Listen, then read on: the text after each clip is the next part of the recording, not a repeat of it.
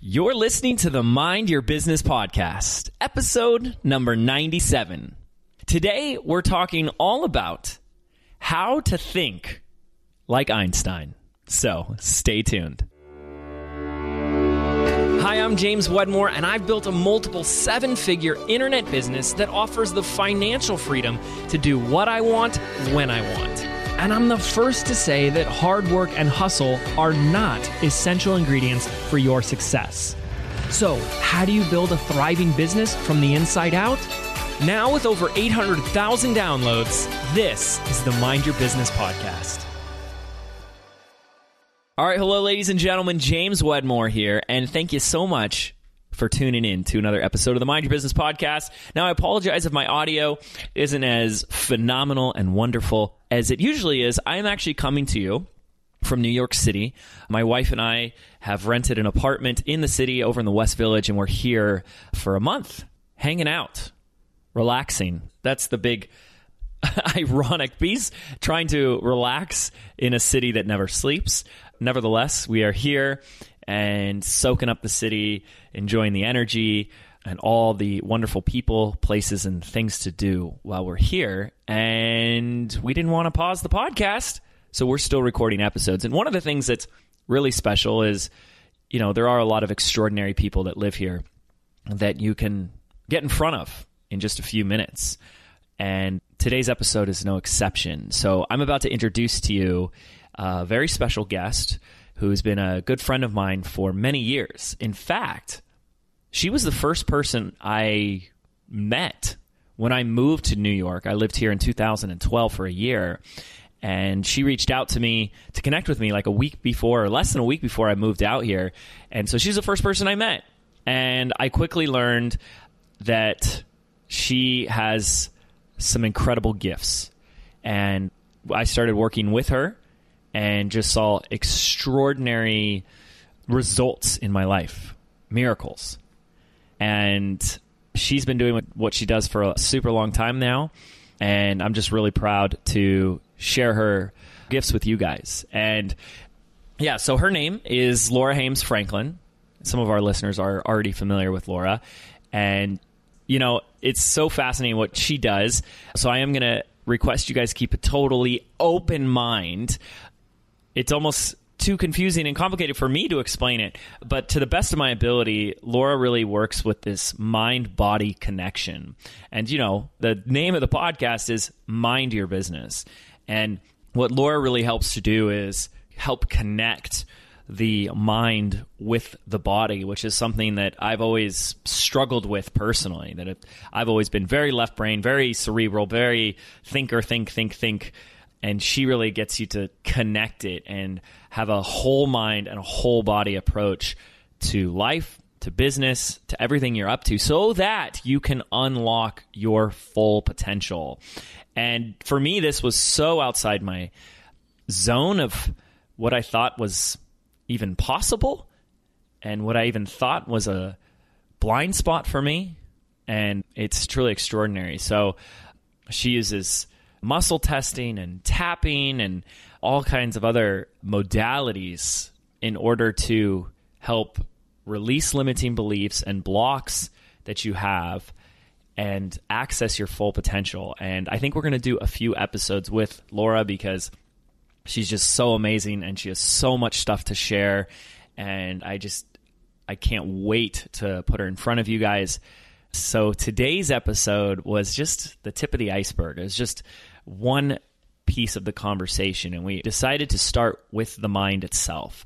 You guys have heard me, if you've listened for a while, we talk about the concept of the left brain and the right brain. And what Laura's here to do today is what my goal has been with this podcast, is to integrate and use both, to take a whole mind approach. And this is what she calls thinking like Albert Einstein, to have an Einstein brain, and she'll discuss more of this why in a moment. But she's actually going to take you through an exercise that you can do along with us, as long as you're not driving or operating heavy machinery, so that you can start to integrate both your left brain and your right brain to work more together. And it's pretty powerful. Now, because it's an audio and you're listening, you can't see her or I, there's some exercises and things she's going to have you do with your hands and your body that you may be like, wait, I don't know what I'm doing. So we will link up a YouTube video that Laura has created that will give you some of the visualization. So you might want to listen to the episode first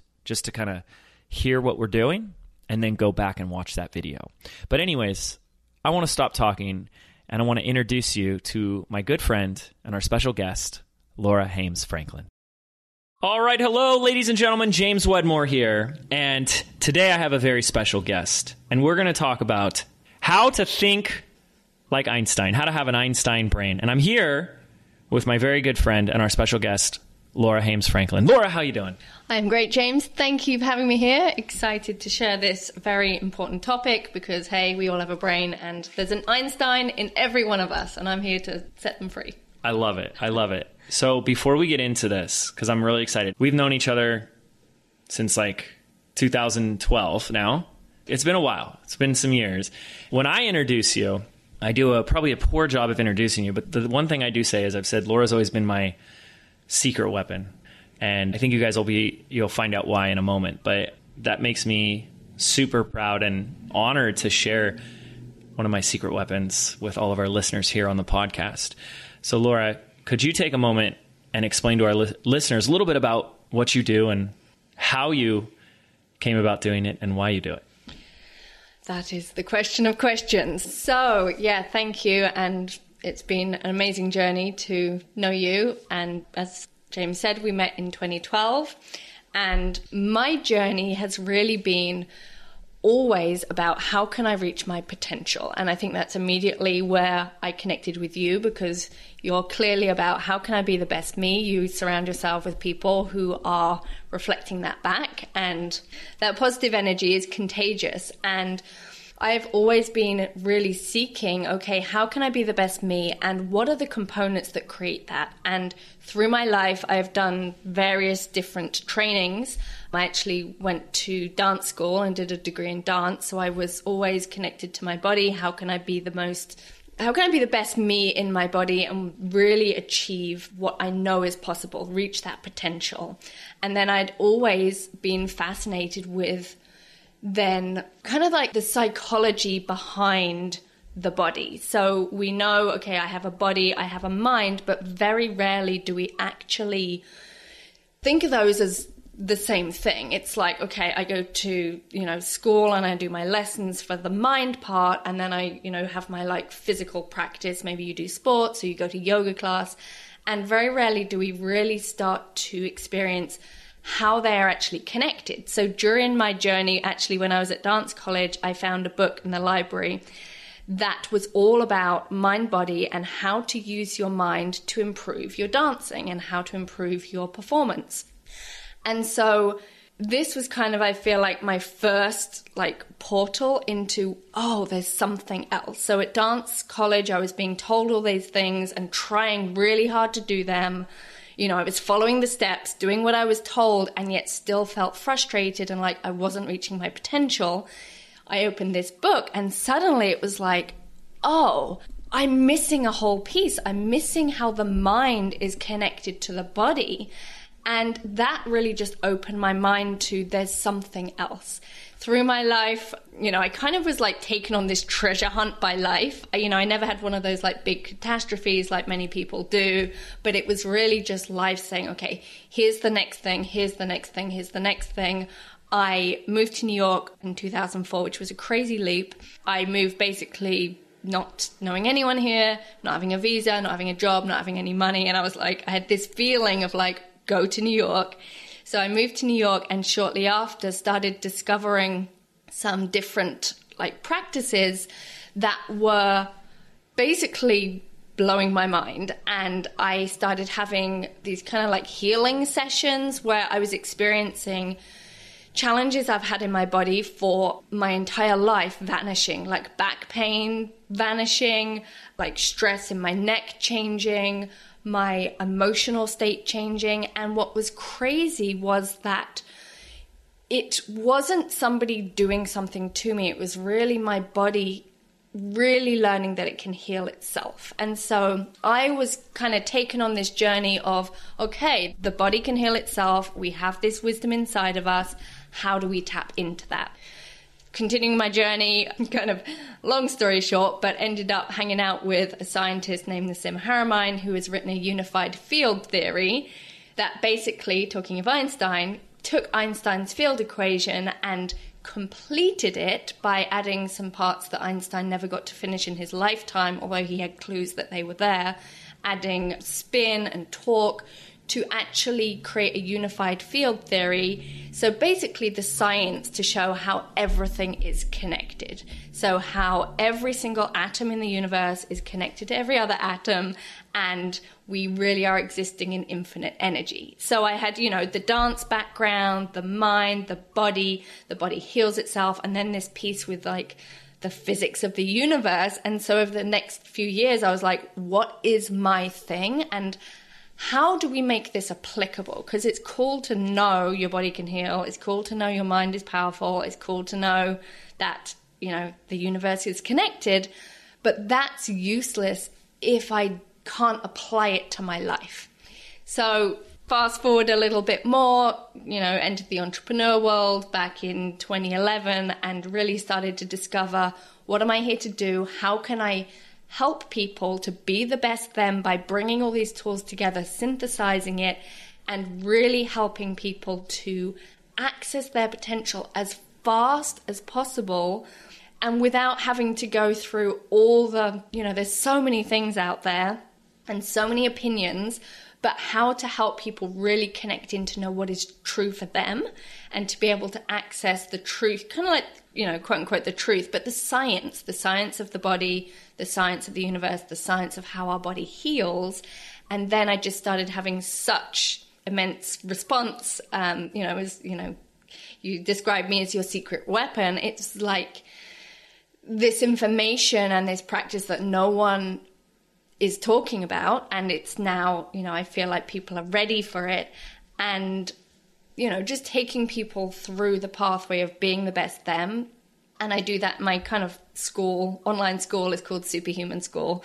So when people ask me what I do, I'm like, well, I help you be superhuman, which is basically tapping into the potential that we already have and just helping to speed up that process. It's funny too that one of the reasons why you were my secret weapon is, I think you're right, today people are much more open and receptive. But back then, to tell somebody else the work that we were doing was weird, right? And it could to some of our listeners, probably not our listeners, but seem weird to the outside person. But I mean, man, it's been so powerful. And Laura actually just came and spoke and worked her magic on a lot of our Inner Circle Mastermind members, which was really, really cool. So I hope Laura's story kind of gives some more context for you guys. But here's my first question. Talking about this word potential and reaching your full potential, if you could say it in a word or a sentence, what is keeping people or blocking people from reaching their full potential? You talk so much about the body and the mind-body connection. Is it the body that's keeping people from that? Because I would feel like someone who's like, yeah, but I just want to make more money or something. How does the body play into that? Mm-hmm. Great question. So if you think about the ultimate potential that you experience in life, if you could give a example of what is ultimate potential. So I'll just let you think about that for a moment. I mean, to me, when I imagine humans and life, I would say the ultimate potential is a baby. It's like life itself. The fact that you exist and that you are listening to this and that you have thoughts and a body and a life, that is a miracle. And ultimate human potential it's like that essence, completely connected, and you know it and you feel it. So we were all born with this infinite potential inside of us. We still have it. It's just through life we get disconnected. So babies exist in a very joyful state. You look in their eyes and you're fall in love. It's just that pure essence of magic. They heal much more easily. They progress, they grow at a crazy rate. It's, it defies possibility in so many ways. And so through life, we have these events let's just call it stress, and the science world, if you actually ask them what causes any symptom or any problem, they'll always put it down to stress. And what is stress? Stress is some kind of situation in life that our body feels like it can't process. It's like if you've got all those programs running on your computer and you try and compute something and your computer's like, I can't handle all this. And then the circuits blow and then your computer stops running as well. Same thing happens in the body.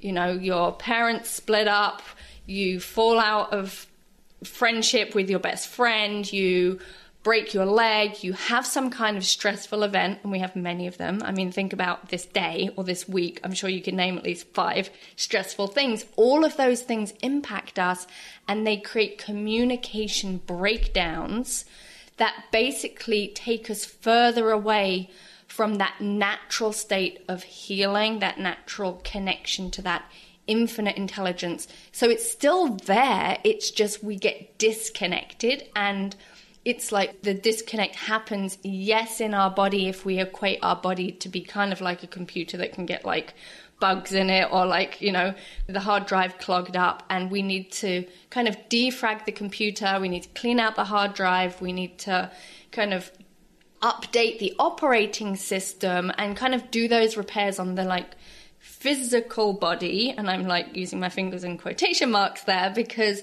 what we realize is that wisdom, that intelligence isn't physical, that intelligence that's beating your heart, that's breathing you, that's growing your hair, that's moving your lymph, like that intelligence is still there, and it's like helping to kind of reestablish that flow, and then we feel that greater sense of connection and therefore potential.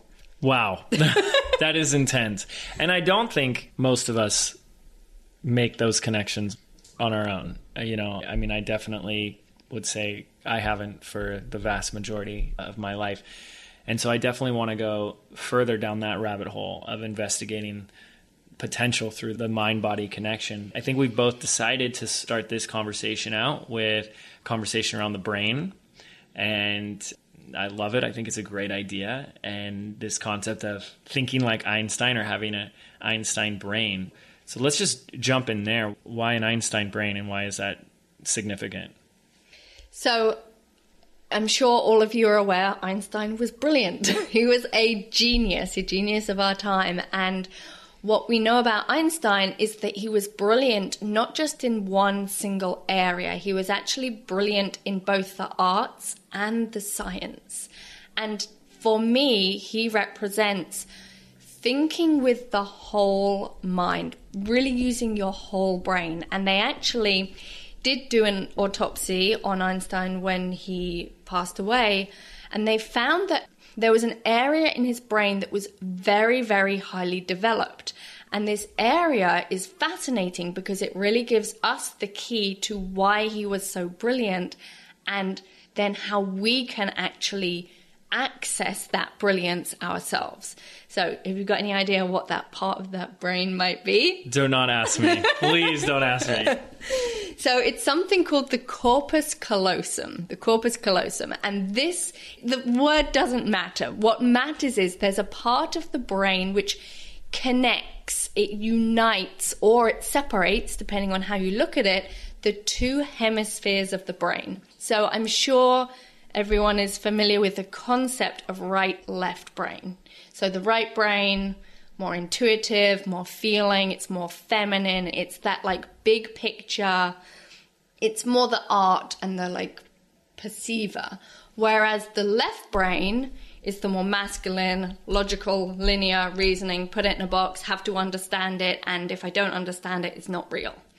And so we all have both parts of our brain, and if you're listening, I'm sure that there's some of you who are more connected to feeling like you're right-brained and some of you who feel more like you're left-brained. But the thing is, you have both.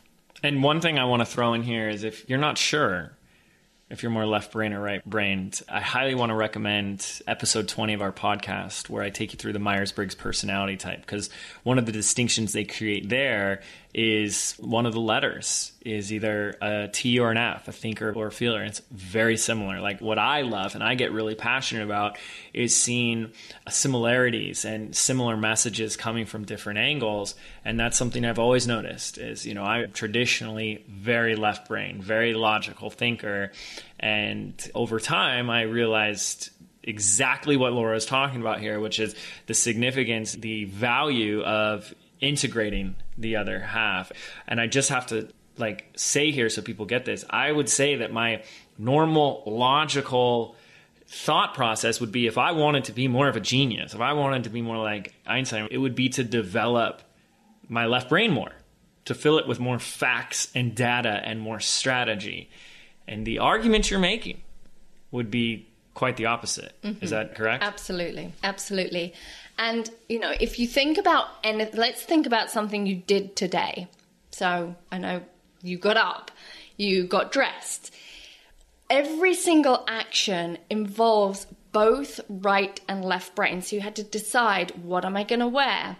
How does this outfit go together? And then you took a step back. Hopefully you looked in the mirror. You're like, okay, how do I feel about the style of this? What am I portraying with this outfit? And, there's simple things like, our day-to-day activities. But then if you are creating a launch or you are putting an email out to your list or you want to make a program, you have to be able to have both. You have to know, okay, what's the big picture? What do I want it to look like? What is that overall vision? Why do I want to do it? What's the feeling? But you can't just have that. And that's where many people get stuck. Particularly women tend to be lost in that big picture thinking. Or they're like, I just want it to feel good. But we have to also have, how do I get there? What are the steps? And how do I really, in every moment, make every single decision with my whole brain and not have them fighting? And I'm sure you can all think of an example where there was a situation and you were like, oh, I feel this, I want that, I have this image of, and then your left brain is like, no, but you can't, and what will your parents think, and that's not possible, you need to do it like this and explain it to me. And that's why we have so much conflict in our world between men and women, between different perspectives, and the answer is never one or the other. It's how can we be both, even though they can seem so paradoxical. I love this. Now, let me, before we continue, because I have a feeling you're going to show us how we can start to do this. How would you even define the word genius? Like, what does genius mean to you? Genius to me is what Einstein represented, which is that wholeness. It's someone who is very connected to the big picture. And, depending on your journey, some of us can conceptualize a much bigger picture to the, some people to the level of I'm connected to the universe, like this is a big connected web that we're existing in. But without being able to communicate it, without being able to put it into practice and actually create something from that, bringing in the left-brained aspect, it's kind of useless. And so a genius for me is that harmony of the right brain and the left brain, and also having the continual evolution of deepening that, because it's not like you get to this, okay, now I'm connected and that's it. There's always further to go. So it's like that genius is the genius wisdom that is constantly improving. Or like when I say improving, I mean like deepening its perception of the fact that it's that holistic web, and in right brain, left brain. Got it. Okay. So we need to come from both. We need to have a holistic brain. I love that. If you guys have been listening for some time, that's something we've tried to, I wouldn't say think holistically, but it's definitely been a message here of I'm going to approach it from the left brain angle, and then we're going to talk about it from the right brain angle. And I think now what we're talking about is connecting them. And I love that. So how do we do that? So the wonderful thing about science is it always comes back to something tangible. So we all have a brain. We're talking about right brain, left brain, and we said the concept of right brain, the concept of left brain. But when we talked about Einstein and his corpus callosum, that is a physical structure in the brain. And physically, I know that every single person listening has a right brain, literally in your head. If you touch your skull, in your skull, you have a brain, and that brain is made of a right hemisphere and a left hemisphere, and you do have a corpus callosum.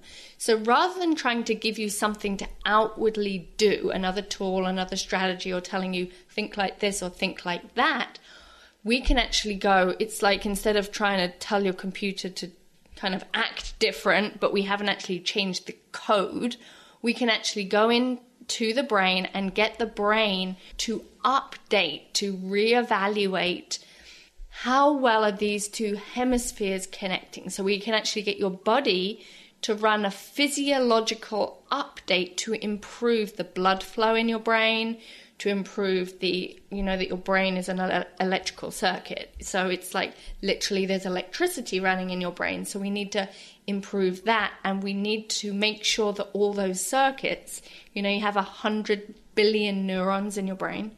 That's as many stars as in the galaxy. That's a lot. And if you can imagine them as little like light beams kind of shooting back and forth, hopefully you can have that picture, that like kind of web, kind of like the spider's web, but 3D, and there's all lots of little lights in there. We want all those lights to be turned on. And so we can actually do a very simple technique that I can lead us all through today, that if you practice it regularly, will be turning on those lights, increasing the blood flow, increasing that communication between right brain and left brain, and you will be turning into your own Einstein genius before you know it. Okay, that's a big promise, and that's amazing, and that's partly why we call Laura my secret weapon. So this all sounds incredible. This is something we can do. Yes. And we can do it now. We can do it right now. So what I want us to do before we actually do the technique is to just take a moment and notice how you feel. So just run a quick check of, can I feel myself? Am I breathing? Do I have any pain in my body? Do I feel stressed? Do I feel relaxed? Just notice how you feel. Now think about something you want to do this week, maybe some big project you've got going. Notice how clear it is in your mind. Just because after we do this technique, you can actually come back and then reevaluate to see if it helped. So this is kind of like the assessment, like the before and the after. Exactly. Cool. Exactly. Okay, so we got that. You've got your assessment. So now here's how we're going to actually do the technique. So everyone has two hands, so you need to have both your hands completely free. You're going to take one of your hands, it doesn't matter which hand, and you're going to take it and place it on the back of your head. So you feel how the base of your skull, kind of where your neck and your skull connect, you're going to put your hand there. And then with the other hand, you're going to gently tap over the top of your head. So if you were gently patting a little doggy or a little baby on the head, you just want to cover both hemispheres of the brain and tap on the head. And take nice deep breaths. And then you're going to take that tapping hand and you're going to tap over your sternum or over your heart. So your heart is also involved in making this upgrade. And ultimately the, right, left brain, brain and heart. We're really helping to support that. And breathing. Then you're going to take that hand that's on the base of your skull and move it up one hand width. So where your little finger is, you're going to kind of put your thumb there. That's it. And then you're going to repeat the tapping between head and heart and take nice deep breaths. All the way in and all the way out. And again, nice deep breath. And out. Then you're going to move your hand to the next position. So replace your thumb with where your little finger is. So we're working our way over the whole brain and tap again between head and heart. And breathe. And you can imagine, if you like, that the lights are turning on in your brain. And you don't need to tap harder. Tapping harder doesn't necessarily make it work better. In fact, actually, sometimes tapping more softly will be more effective, because we're working with the energy field of the body. So we're coming in and out. Let's go back to tapping on the head. I'm just going back and forth. We're tapping, we're coming in and out of the surface electrical field of the brain. So we're saying, hey brain, go take a look at yourself. It's like, go run a system check, and then tap over your heart. And we're tapping over the heart to store it. Then you're going to move the hand down to the next position. And you should be, depending on the size of your hands and your head, about at your forehead or eyebrows. And keep tapping. So I'm tapping on my head with the other hand, and then I'm going to tap over my heart and keep breathing. Breathing is very important for many reasons, and in this case just really helps to improve the blood flow, the energy flow to the brain. And then the last position, you're going to take both hands and you're going to put one either side. So I have the kind of palm of my hand kind of over my temples, and my fingers are pointing back towards the back of my head, and I'm just going to hold here for a moment. So this is covering the last part of my brain. So I've got the right brain and the left brain in my hands, and I can also imagine the corpus callosum in there. And then you're going to just take one hand off and do the tapping again, so tapping over the head. And you're still breathing. And tapping over the heart. And let's hold just one more moment. So holding both sides of the brain, deep breath. And then tap again, head and heart.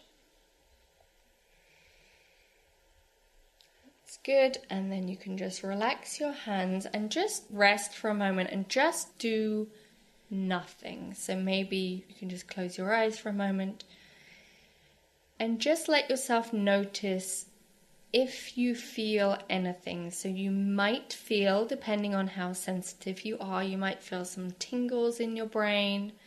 It might feel warm. It might feel relaxed. And if you don't really feel anything, that's fine too, but just know that your brain will be making upgrades. You know, sometimes you do the update on your phone, you don't think anything's changed, but then suddenly you're like, oh, it is running better. So I really recommend, whether you feel a lot or whether you didn't feel it at all, to give this a go, to actually go ahead and practice this. Let's do it 3 times a day. It takes, maybe 2 minutes. And let's try and do that for the next 3 days. And let's have a challenge and see how we feel. So, but even after that one time, go back and just notice, okay, how does my body feel? And how does that thing I was thinking about, how does that feel? Or when I imagine it, does it feel any different? So for those of you who are listening, I'd love to know. Message me somehow, let me know, we'll be in touch. And, James, right now, how does that feel? Well, to be, totally brutally honest, I've been super tired today. In our New York apartment, the people living above us, wake up super early. It's super loud. So I'm just like, oh man, I'm tired. And it's, that early afternoon. That's how I felt. And now I'm like, I don't feel tired. I feel relaxed, but there isn't that that painful tiredness, like you're forcing yourself to stay awake. That's amazing. Now, okay, real quick. So we've talked about things like tapping in the past and EFT and stuff, but maybe you haven't listened to those episodes. So in one moment, we're talking about science, and then all of a sudden, we're randomly touching our head and stuff. What just happened? What is it we were doing? Can you explain a little bit more? Because there are going to be people that have never done this before, and we want to encourage them to keep doing it. Obviously, it doesn't hurt. There's nothing it takes 2 minutes of your life. But what is it? What did we just do? Mm-hmm. That's a great question. So imagine you're standing behind somebody and they're in your way and you want to get past them. And you say, hey, can you get out of the way? And they've got the headphones in. They don't hear you. What can you do? You can tap them on the shoulder and get their attention.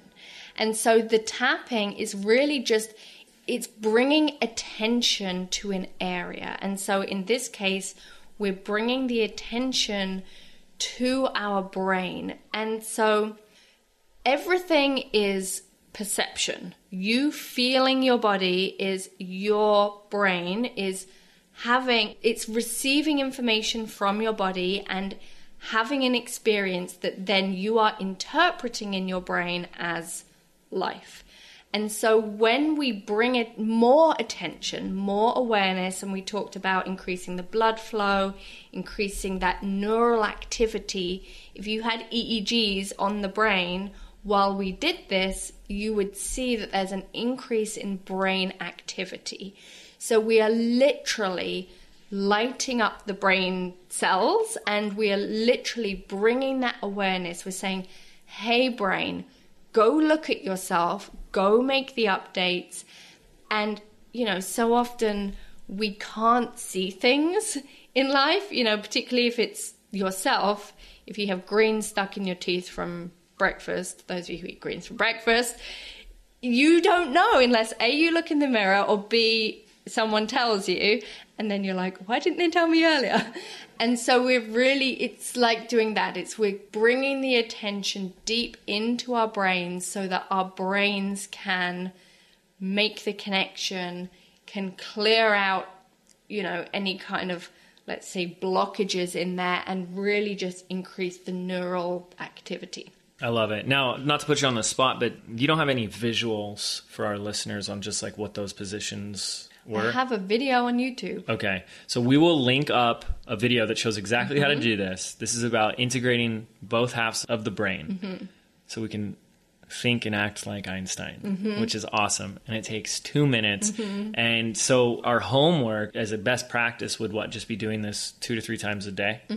Okay. Yes, absolutely. I would do it, like when you get up in the morning, at some point during the day, and in the evening. And you can't do this too much. I mean, unless you get obsessive about it, obviously. But if you feel stressed out, if you feel tired, if you have an injury, or if you burn your hand on the toaster, do this right away, because the other effect of this is that it helps to bring both the brain and the body out of shock, out of the sympathetic nervous system, which is basically freak out mode. And it helps to bring it back into the parasympathetic, which is that rest, relaxation state. Everything happens better when we're relaxed.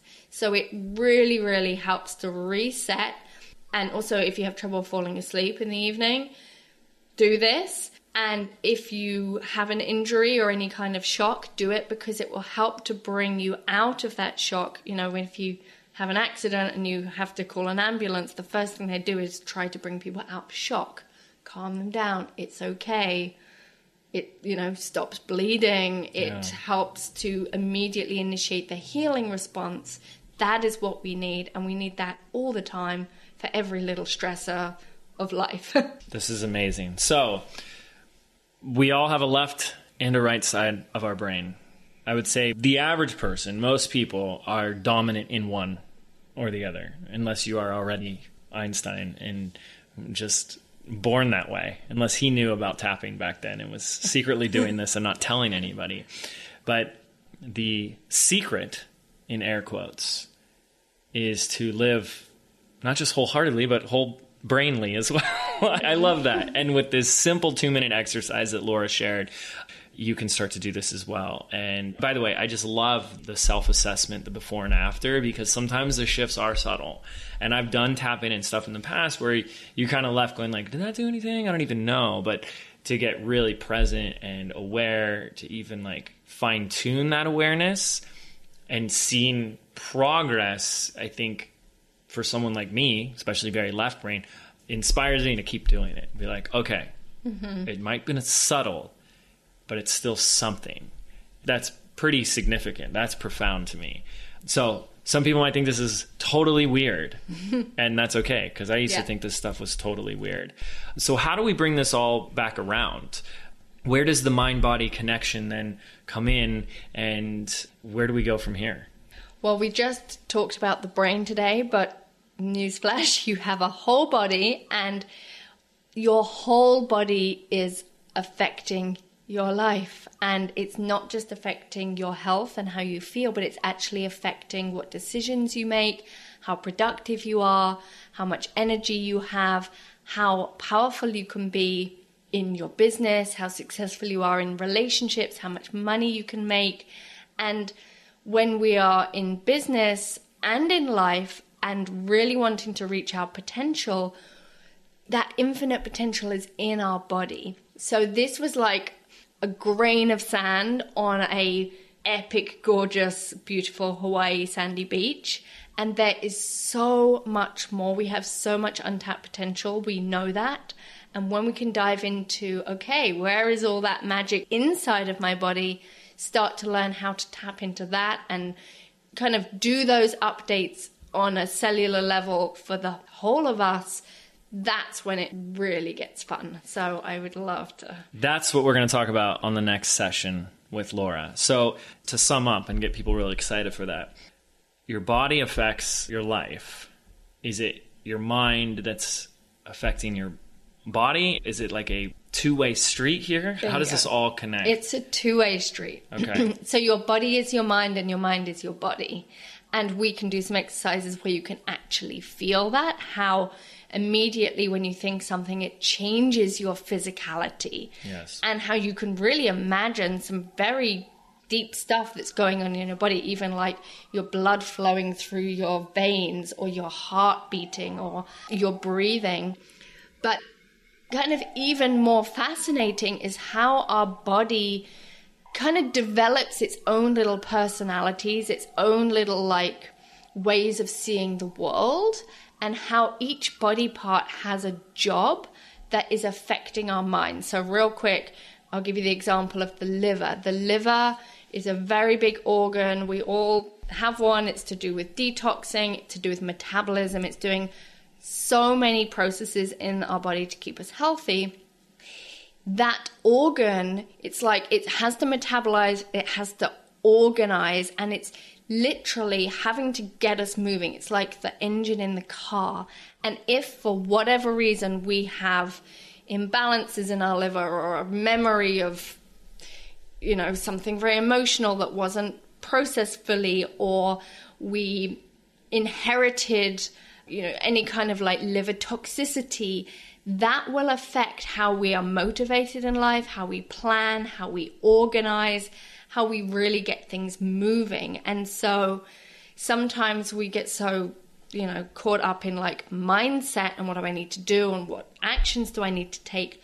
But often, in fact, mostly a simple shift in our actual body. It's like the personality upgrade in a physical organ like your liver. Suddenly, oh, organizing's easy. Oh, I thought I was bad at planning, but actually I'm great at it. And so we get both. We get improvements in our life and the actions that come from that body part, and we get healthier body part. And that it's like a two-way street. Everything affects everything. This is amazing. So, you know, I said earlier that I always look for the same things being spoken from different angles or from different people. And I feel like there's some relevance or similarities in what, you know, I know is a huge conversation piece that Tony Robbins has at his events, where he talks about, you know, peak states and using your body to affect your emotions. So it sounds very similar here, but it also sounds like we're going to take this a lot deeper than just choosing a peak state. Mm-hmm. So absolutely. I'm very excited about this, and I hope you guys are, and I hope you'll tune in for my next session with Laura. Again, I've known her for years, and she is like blown my mind. And it isn't just, I mean, I think that's a huge distinction Laura brings to the table. It isn't just more thoughts and concepts and cerebral ideas, but applicable actions that like get you to experience. And hopefully you guys saw an example of that here today with this 2-minute little exercise we did. Again, if you couldn't follow along, please go to the show notes. We'll link up Laura's video so you can just follow along with that video. It'll be amazing. Laura, thank you so much for being here. I feel like it really is just a grain of sand, and it's just we the tip of the iceberg. We've opened the door to a much bigger conversation that for a lot of people, I think, is so far outside the realm of their current knowing or understanding of like how much the body plays a role. And for someone like me, who was the awkward, unathletic person in high school, that's something that is definitely far outside of what I've ever conceived of as logical. But it's such an exciting conversation, and I can't wait to continue with you. So thank you for being here.